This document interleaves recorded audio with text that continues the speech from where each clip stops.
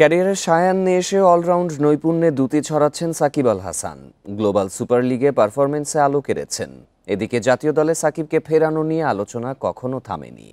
টাইগারদের টানা ব্যর্থতায় বারবার স্পটলাইটে এসেছেন দেশের অলরাউন্ডার।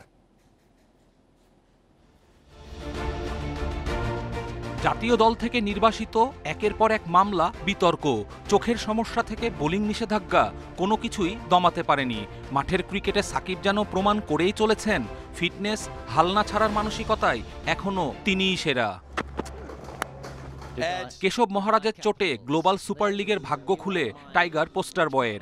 দুবাই ক্যাপিটালসের হয়ে প্রথম ম্যাচে অলরাউন্ড নৈপুণ্যতার 50-র সাথে 4 উইকেট শিকারে যেতেন প্লেয়ার অব দ্য ম্যাচ পুরস্কার। ফ্র্যাঞ্চাইজি লিগের সাকিবের সাফল্যের দিনে ব্যর্থতার বৃত্তে জাতীয় দল, সব ফরম্যাটেই একই দুর্দশা টাইগার ক্রিকেটে। জেনুইন অলরাউন্ড অপশনে সাকিবের শূন্যস্থান পূরণ অলীক স্বপ্নে পরিণত হয়েছে। টি-20 থেকে অবসরে ঘরের মাঠে টেস্টকে বিদায় জানাতে চাইলেও তা হয়ে ওঠেনি। নিজের ইচ্ছা পূরণের অপেক্ষায় সাকিব। শেষ মুহূর্ত পর্যন্ত লড়াই চালানোর অদম্য সাহস দেখাতে হবে দেশসেরা অলরাউন্ডারকে।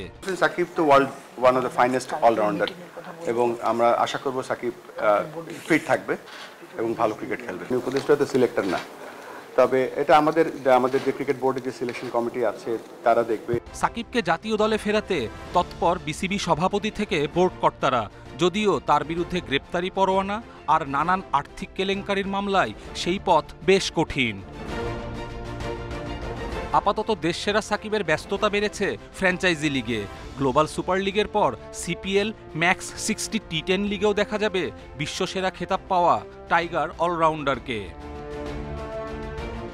কপিল পাল, ইন্ডিপেন্ডেন্ট নিউজ।